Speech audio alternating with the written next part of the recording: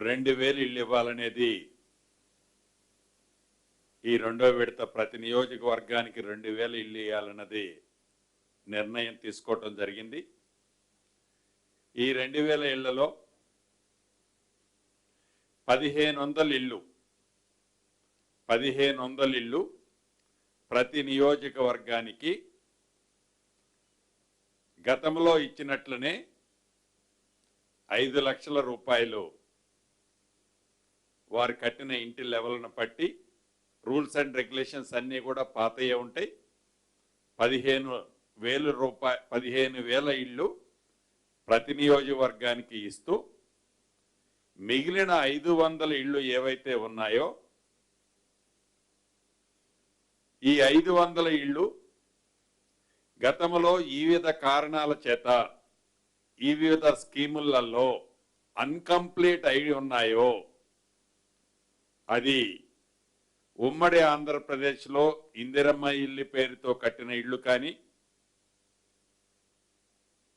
గత ప్రభుత్వంలో గృహలక్ష్మి కార్యక్రమం ద్వారా ఇచ్చిన ఇళ్ళు కానీ లేకుండా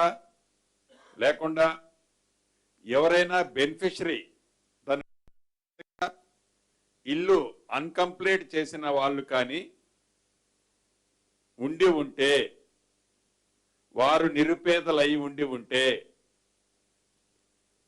వారు యాజ్ పర్ స్కీమ్లో ఎలిజిబిలిటీ ఉంటే అటువంటి వాటికి ఫౌండేషన్ లెవెల్ కట్టిన దగ్గర నుంచి స్లాబ్ వరకు 3 లక్షలు ఇవ్వాలని, వాల్స్ కట్టి స్లాబ్ వేసే వాళ్ళకి 2 లక్షల రూపాయలు ఇవ్వాలని గౌరవ ముఖ్యమంత్రి రేవంత్ రెడ్డి గారి అధ్యక్షతన జరిగిన ఈ కేబినెట్ సమావేశంలో తీర్మానం చేయటం జరిగింది. పారదర్శకంగా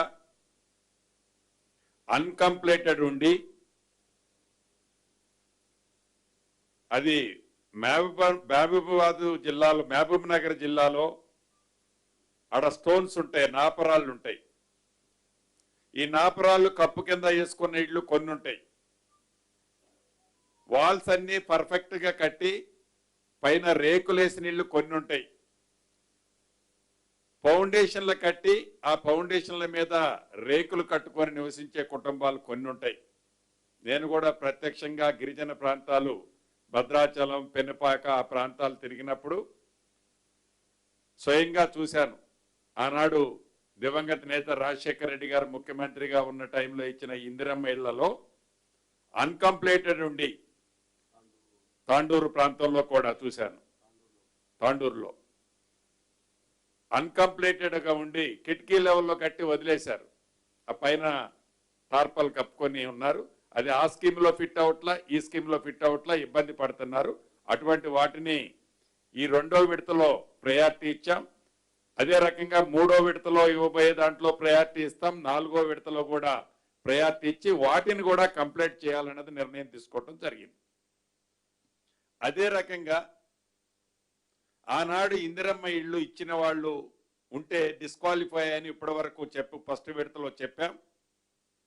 రెండో విడతలో అది సిమెంట్ కానీ స్టీల్ కానీ క్యాష్ రూపంలో కానీ 20,000 రూపాయల వరకు తీసుకున్న వాళ్ళని ఎలిజిబుల్ కింద ట్రీట్ చేసి అప్పుడు తీసుకున్న అమౌంట్ ఈ 5 lakhs లో డిలీట్ చేసి రిమైనింగ్ బ్యాలెన్స్ ఇవ్వాలని కూడా ఈరోజు కేబినెట్ లో నిర్ణయం తీసుకోవడం జరిగింది. వీటితో పాటు రాష్ట్ర వ్యాప్తంగా సుమారు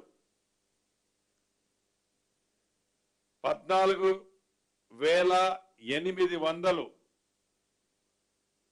పూరి గుడిసెలు ఉన్నాయని మా సర్వేలో, హౌసింగ్ డిపార్ట్మెంట్ సర్వేలో నిర్ధారణ చేయటం జరిగింది. ఏదైతే సెకండ్ ఫేజ్ ఇల్లు ఇస్తున్నామో అది ఏ నియోజకవర్గంలో, ఏ గ్రామంలో ఎన్ని పూరిళ్ళు ఉన్నాయన్నది మా దగ్గర లిస్ట్ ఉంది. ఆ లిస్టు ప్రకారం ఈ 14,800 ±1 to 5-10 హౌజెస్ ఏవైతే ఉన్నాయో ఆ పూరిళ్ళని తప్పకుండా ఈ సెకండ్ ఫేజ్ లో ఇందిరమ్మ ఇల్లు ఇచ్చి వాటిని ఇల్లు కట్టాలన్నది కూడా కేబినెట్ లో గౌరవ ముఖ్యమంత్రి గారి అధ్యక్షతన జరిగిన ఈ సమావేశంలో సహచర మంత్రులు ముఖ్యమంత్రి గారు కూడా సూచనలు ఇవ్వటం జరిగింది. దాన్ని కూడా ఇంప్లిమెంటేషన్ చేయటం జరుగుద్ది. ఇది రూరల్కి సంబంధించిన అంశం. అదే రకంగా అర్బన్కి సంబంధించిన విషయంలో కూడా